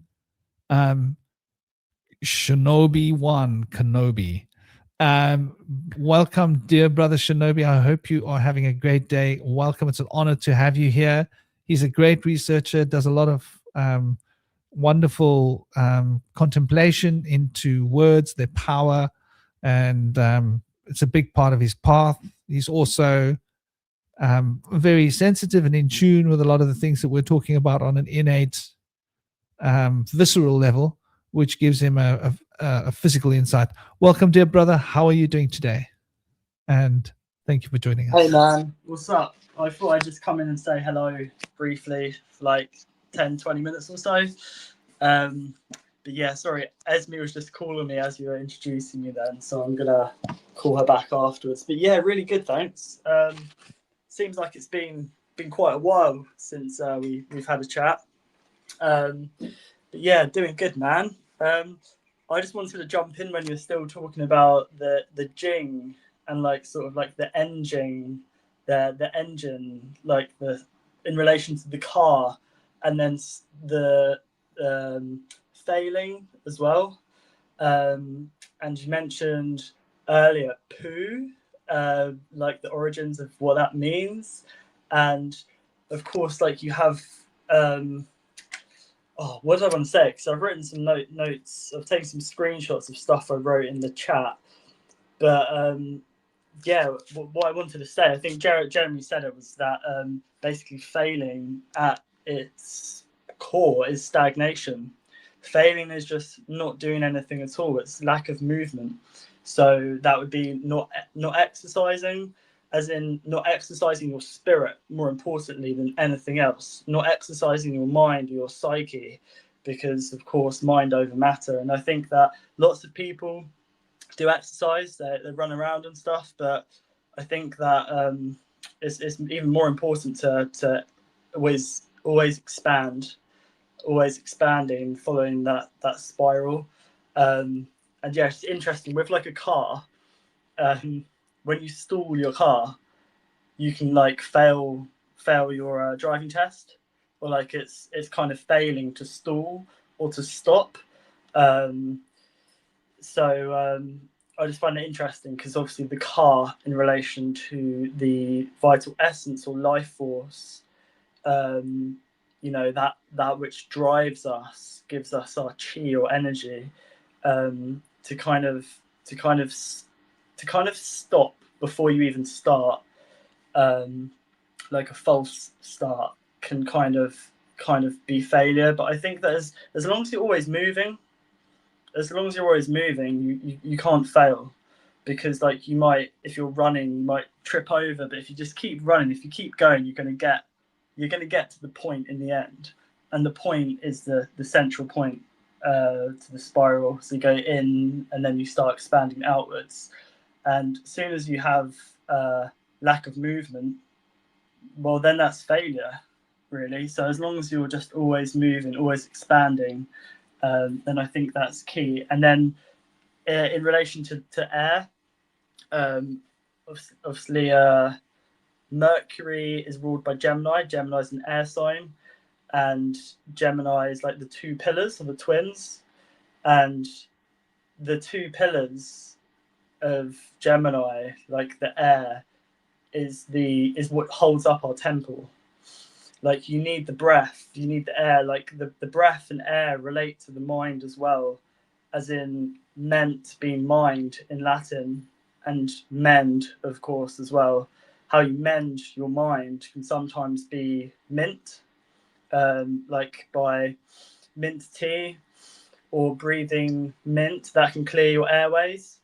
So yeah, I just thought I'd share some of that stuff with you. I really enjoyed your conversation so far with Jeremy. I did want to jump in a while ago, but yeah, I'm at work. Yeah, brother. I figured you'd be at work because I know your Friday schedule. I remember us talking about this a while ago. Your Friday schedule keeps you is a trickier of your days. And yeah, we missed our chat earlier this week. I believe you were really busy and you had a lot going on. So you know that happens. Sometimes we're busy, just busy, like bees. And it's interesting, you know, when we're talking about energy and movement, and this is something that is important to recognize because it's implicit in all of the fundamental occult models, and I can't help not I can't help shirk the responsibility that we need the enneagram present, right?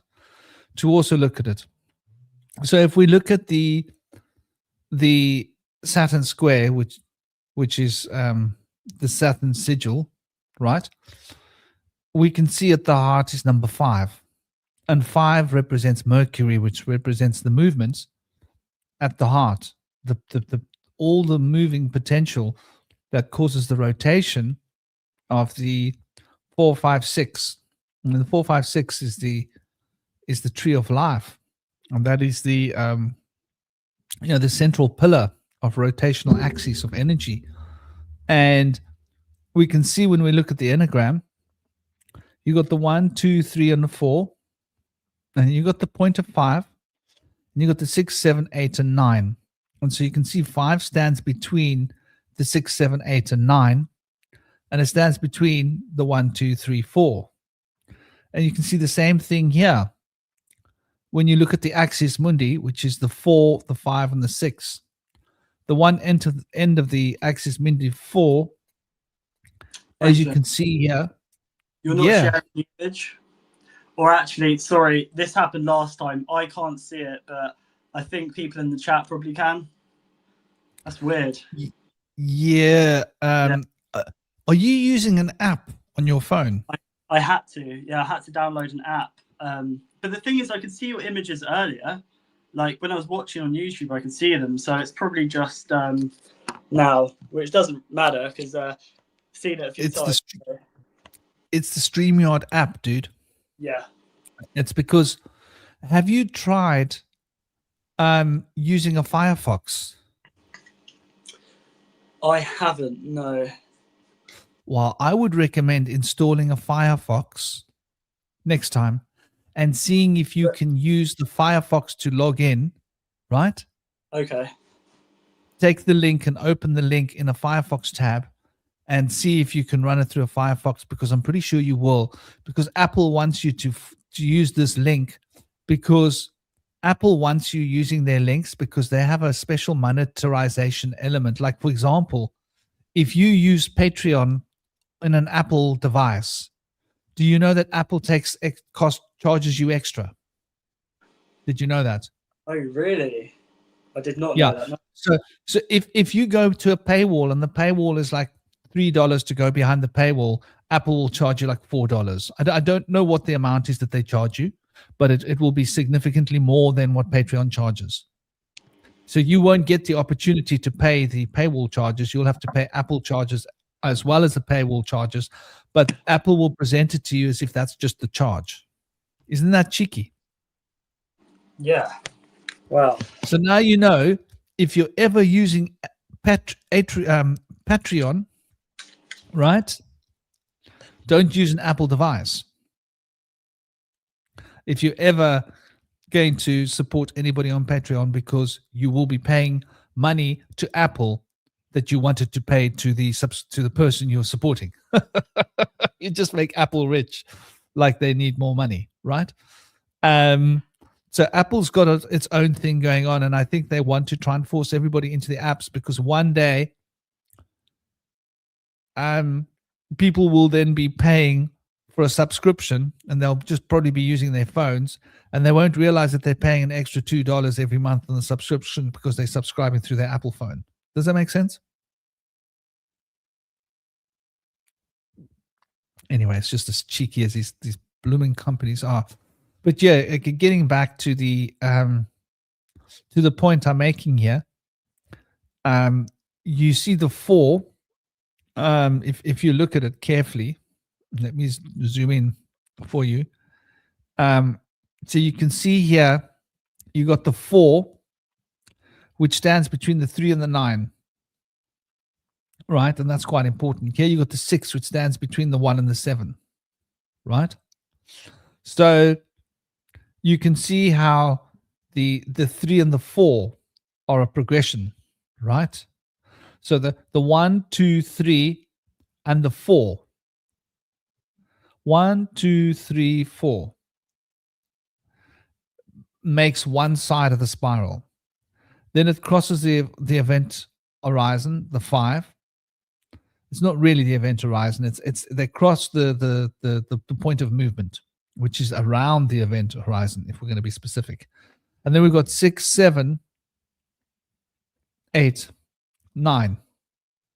So you can see how this entire system is sort of rigged up there, with the 5 standing between the 1, 2, 3, 4. And you can see that more easily displayed in the enneagram when you look at the 1, 2, 3, 4.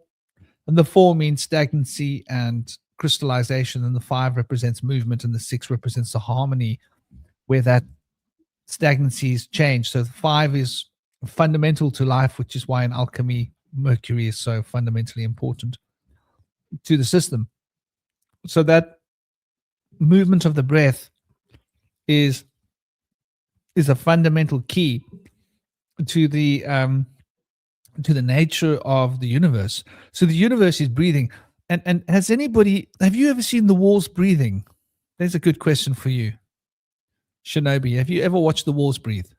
No, I thought you meant literally seeing the walls breathing. But I just want to quickly add that with 5 being the center, the 1, 2, 3, 4 is like want to see 4, like want to see force.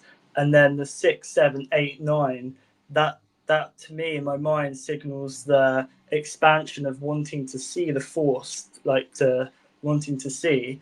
And then the 6, 7, 8, 9 is the eating. I don't know what the 6, 7 is, but the 8, and 9 is the kind of eating. So the want to see the force, and then the 5 being the center point, and then the 6, 7, 8, 9 signals like the eating. So one's kind of the outwards, and the other's the kind of inwards. But yeah, I have not seen that, but I thought you just meant literally like breathing, the breath of everything, like in real life. Brother, the walls are breathing. And if you ever catch yourself on any psychedelia, ever, pay close attention to the walls. Those damn things are breathing. The rocks are breathing. Everything is breathing. The ether's breathing. The whole universe is breathing, but we just can't normally see it, right? But everything's breathing. And when we recognize that everything's breathing, we realize that like the breath isn't just in our physical bodies. There's a kind of a breath happening, and that breath has got to do with repolarization, right? Polarize, repolarize, repolarize, repolarize. Yang yin, yang yin, yang yin. So what is vibration? Vibration is one way, next way, in, out, in, out, in, out. So you everything is breathing. Every action that you can imagine has got to do with polarities shifting. And the shifting of polarities represents effectively the principles of breath. So to understand the substructure and all the subroutines of the universe is to understand the breath. And to be able to take charge of the breath is to be able to take charge of all four principles. And those four principles I was talking about before are quite important. Let's grab one more image here, which has got some relevance to what we're talking about here. And I think like it's very important to align this with the Hermetic principles, right?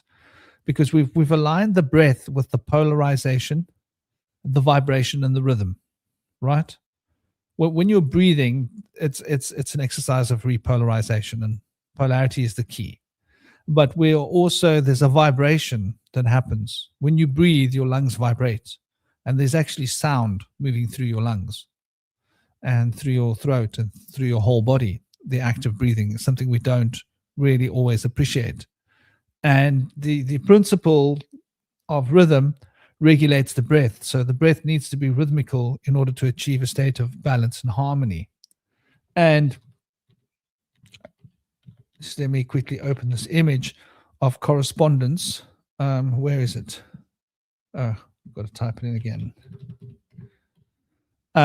So when we start to appreciate these Hermetic principles, then we'll start to get like a real insight into just exactly what the breath is doing and how the breath works, and why the breath is so fundamentally important on all levels, right? So if you remember, we were talking earlier about imagination, sensation, right? The imagination is the air element, right? Building the imagination is by exercises of retaining the breath. We'll develop our imagination. Exercises of retaining empty lungs, you mustn't overdo this. That's got to be done in a careful way. Will develop one's ability to survive better with more CO2. So it optimizes our CO2 regulation systems. And that will improve our senses, strengthen our field of sensation. And so that's quite important. Then the release of the breath, right? The release of the breath will increase our inspiration, that fiery principle. Yeah. So exercises of out-breath, yogic pranayama exercises will improve that ability to be inspired and to be channeling that inspiration, the eureka moments. And then we have the element of contemplation, right? And contemplation has got to do with the memory and the will, right? The memory and the will manipulating the memory.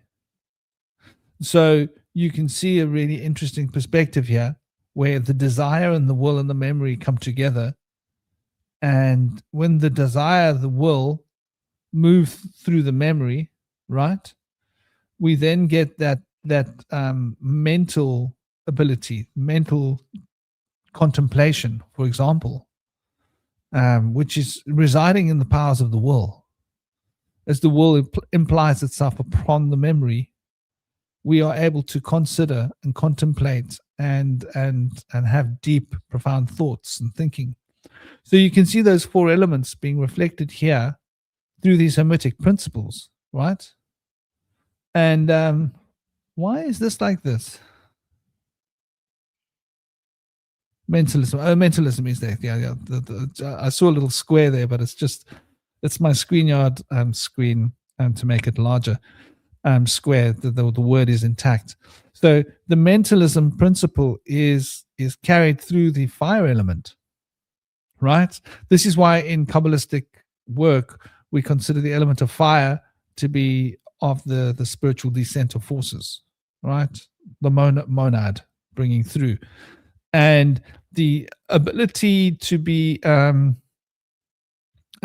creative, right, isn't related in the imagination specifically. That is related to the contemplation, which lives through the imagination. And so that has got to do with the memory, right?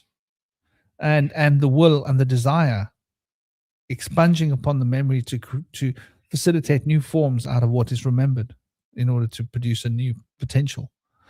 And so this is like the bariya, or the form of archetypal structure, which is a very high frequency of thought. And so we can see how this relates to these correspondences and how these elements, these hermetic principles, sort of relate to these. And the intuition is really what carries this energy, right? Which is the correspondence sphere. And the correspondence sphere is carrying that, the will, the desire implied upon vibration, gives us that ability to contemplate. So you can see how these four elements are represented through these seven principles. And it's quite important to recognize that all of these things are fundamentally connected.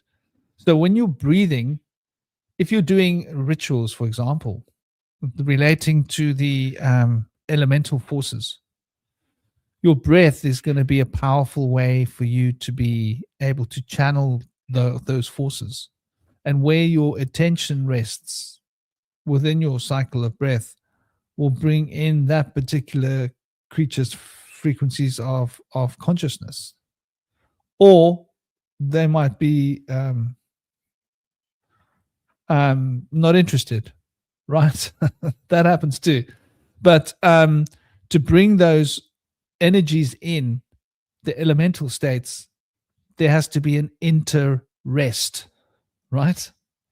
And to be interested in bringing these forces into our body, we have to be between the points of rest, which is movement. Movement is what's between the points of rest. And so these fundamental active principles of fire and water, which is what you can see when you look at the alchemical symbols. Let's look at the alchemical symbols. Do you have anything to say, dear brother? I do. I just wanted to go back. Every day, wrote 159, the three seeds. I can't remember what that relates to, but the 159 would be A, E, and I, which are all vowels, which is very interesting. And I also wanted to add something else in regards to the breath and rituals. Do you remember Black Lives Matter, or those protests because of the guy who I can't remember his name? Everyone had posters saying "I can't breathe" while they were wearing masks in like 2020, 2021.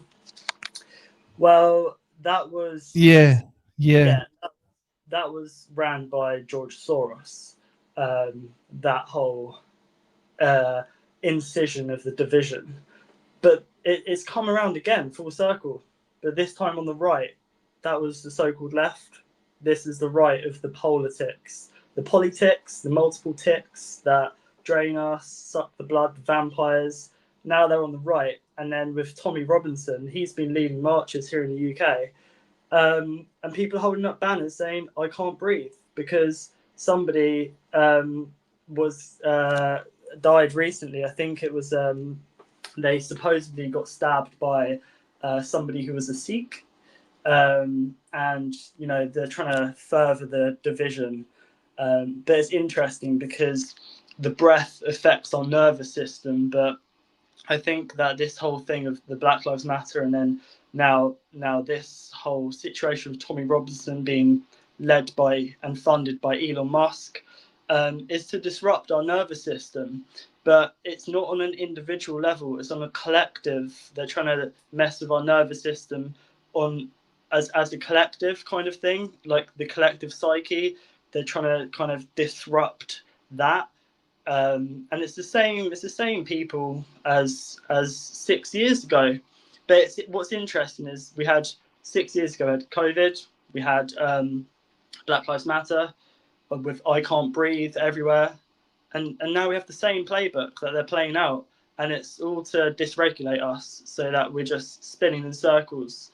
And yeah, what you're talking about is so important with the breath and the central point. And whenever I hear meditation, I just can't help but think mediation, just having an anchor, because meditation is to be grounded, but so is mediation, to be centered, to have a central point and not get caught up in the stream. So I just wanted to share that because it's a huge ritual that happened like a few days ago, a week ago, which relates to what you're talking about.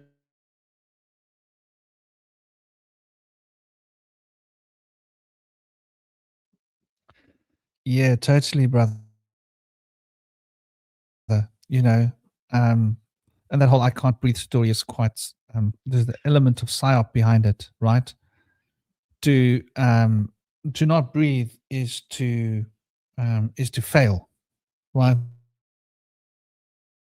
That's got breathing keeps your system clean. You're cleaning your system while you're breathing, and if you're not cleaning, then the system gets dirty. It gets putrid. It gets ill. It gets not alive. So that's quite a subjective thing to say to the world. I can't breathe, because it's not really true. Of course I can breathe. But to say that society can't breathe would be an accurate thing, right? Society can't breathe because look what they did to society, right? That would be a more careful use of the English language. So here I've got the alchemical symbols, just to bring to you the elements.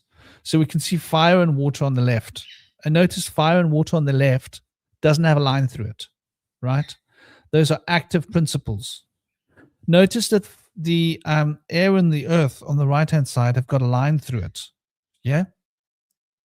So the fire is the rising of the breath out of the body. The water is the breathing in of the breath down into the body, right? And as that breath that's been brought into the body prepares for the rising of the out breath, we've got the element of air, which is not active, as the alchemical symbol shows. And then we breathe out, and then after the out breath has been completed, we hold without the air while we're waiting for our next in breath. And so the earth element is then preparing it for the downward in breath of the water. So you can see there's a subtle little communication happening with these symbols. Many of you have probably seen these symbols and haven't really recognized and realized why they are the way they are. Well, here's an insight into it. It's got to do with the breath. It's got to do with active and passive principles. And the fire and the water are the active activators, right? The action. And the water and the air are the fundamental substance. You'll find that in Western cosmology, the air tries to replace everything. And there's a reason for this, because in Taoist cosmology, they speak of the element of wood and metal, right? So in Taoist systems, the wood and the metal are fundamental, and they are looking at it from a different perspective of the energy body. So they're focused on the prana. So air regulates prana, regulates breath, essentially. As a subtotal, it falls into its system in the same way that the blood, right, falls into a system, and the skeletal system falls into the system. right? The skeletal system is very obvious what that is. It's element of earth, right? Minerals, crystallization. So you can see these four elements here, and the process of breathing is moving between active, passive, and then passive action, and then active passivity. Henry, sorry, I've just got to go and check on Henry. Don't mess with the Garthon. Leave a Garthon alone. Come here, Garthon. Come. A Garthon. Come. Here we go, my darling. There we go. The cheeky little Pekingese that thought he could play with my cockatiel boy. Hey, Garthon. The Pekingese is quite a cheeky little guy. I think the Pekingese thinks that what comes out of the Garthon's butt is like tasty treats, which is cool. But that Pekingese is quite a cheeky little bugger because he'll go and eat all the crap. Ever since he was a puppy, he used to eat crap and then he wouldn't want to eat his food. I don't know what was wrong with that dog, but it's my son's mother got him, so he was vibrationally connected to her, and so eating his stool, sort of like I can see where that comes from. It's you know, we're talking about cleanliness, we're talking about hygiene, we're talking about breath, we're talking about fail being dirty. So yeah, I mean, there's a little bit of a breakdown of the breath and the elements, and so one can recognize and realize that the out breath represents fire, the in breath represents water, the holding of the breath represents air when it's full, and the holding of the breath when it's empty represents earth. And these are the more ancient forms of the Vedic and the Tantras, by the way. In more modern versions, they've sort of played around with it and tried to change it. And I think there's a bit of a psyops happening here, right? I think there's a specific attempt at disconnecting us, in a sense, right, from understanding the rather sort of fundamental principles, right? And those fundamental principles are really important, right? So there's an element of obfuscation there, right? And they don't want us to be able to appreciate the importance of inspiration, imagination, contemplation, and sensation as a fourfold process towards attaining balance and harmony. And so in the modern systems of yoga, a lot's been changed, you know, chakras, the colors of the chakras, all these things. And I've often spoken about these obfuscations before, but here's a little bit of an insight into, you know, something to consider. Yeah, brother, are you with us? Toby, I'm just going to be closing down the chat in a few minutes. So I don't know if this, what's I missed the last 5 minutes because my mum called. So I am here. But yeah, obviously because I'm at work, I can't have like a proper conversation. So yeah, if you're wrapping up in a few minutes, that's cool with me. Haven't been able to catch the last 5 minutes, so I'll just be listening in now. Well, Om Shanti, dear brother. As always, it's an honor having you on the show. I've noticed we've gone over the 2-hour mark, so that's fairly extensive already. But yeah, to the rest of you, sending you all much love, much blessings. Thank you all for coming in. Thank you, dear Toby, for joining us. Thank you, dear TallTree, for joining us. It was great having everybody in here. It was great having you guys in the chat zone. And yeah, every day. I hope you're also having a good day. I hope every day is a good day for all of you, that you're all having a good every day. And today is like every day, just getting better than the other every days before and after. So sending you all much love, peace, honor, and respect. Enjoy and breathe. Breathe deep, breathe slow, breathe rhythmically. I'm actually going to be doing an exercise of breath work, but not breath work per se breath work, but a relaxation exercise and a breath work exercise. Tell me in the comments after this live so that I can see it later, who would be interested in working with the breath, working with symbolism, working with different sounds, working with different cycles? This is something that we could do as like a group exercise, which could be a lot of fun. And yeah, I think working with the breath sounds so much better than breath work. Like, it sounds like hard work. Like, oh, breath work. Working with the breath, I think, it opens a lot more possibilities. I like that. Yeah, breath work does sound like a lot of hard work, when actually it's not really hard work because the breath does the work itself. Like, it's already going to do it. You just need to guide it, like a little bit here and a little bit there, and it's not like, breath work. Okay, we're going to do breath work now. That's really beautifully put there, brother. So yeah, after the live panel closes, after the end of the show, let me know in the actual video comments that I'll be able to respond to.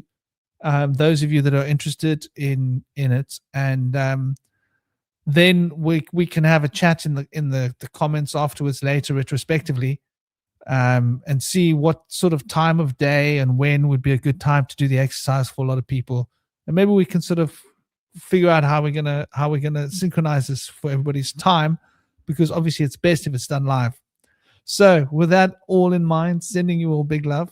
Have an absolutely awesome day. Thank you, dear brother, Toby-Wan Kenobi. Much And love. thank you all. Big love, dear brother. Om Shanti to everybody. Take it easy. Keep it sweet. Keep the smile alive. And